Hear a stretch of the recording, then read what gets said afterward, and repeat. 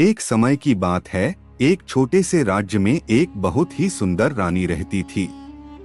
उसका नाम रानी चंद्रलेखा था।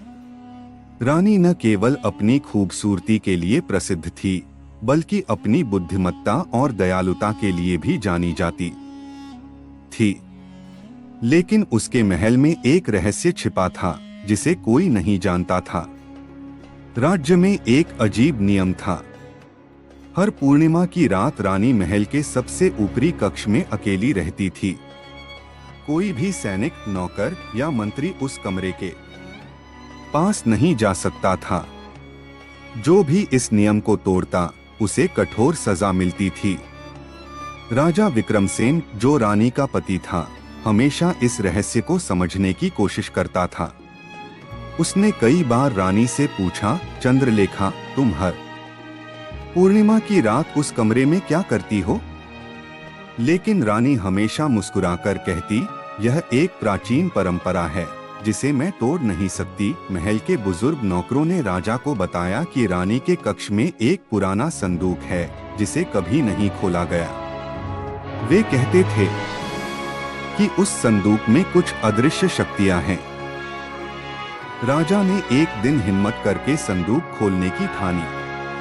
एक रात राजा ने अपने एक विश्वासपात्र मंत्री को रानी के कमरे के पास छिपने का आदेश दिया।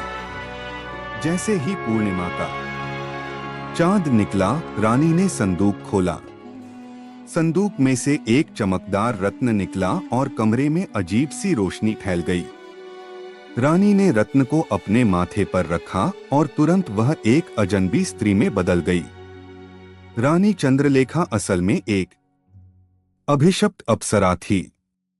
स्वर्ग में उसने गलती से एक ऋषि का अपमान कर दिया था, जिससे ऋषि ने उसे श्राप दिया कि वह धरती पर एक रानी बनेगी, लेकिन हर पूर्णिमा की रात उसे अपने असली रूप में लौटना पड़ेगा।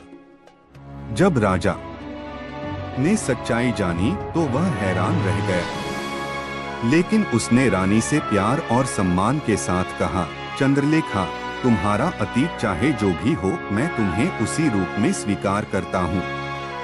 हम इस श्राप को मिलकर समाप्त करेंगे। राजा ने ऋषि से मिलकर उनकी सेवा की और रानी की माफी मांगी।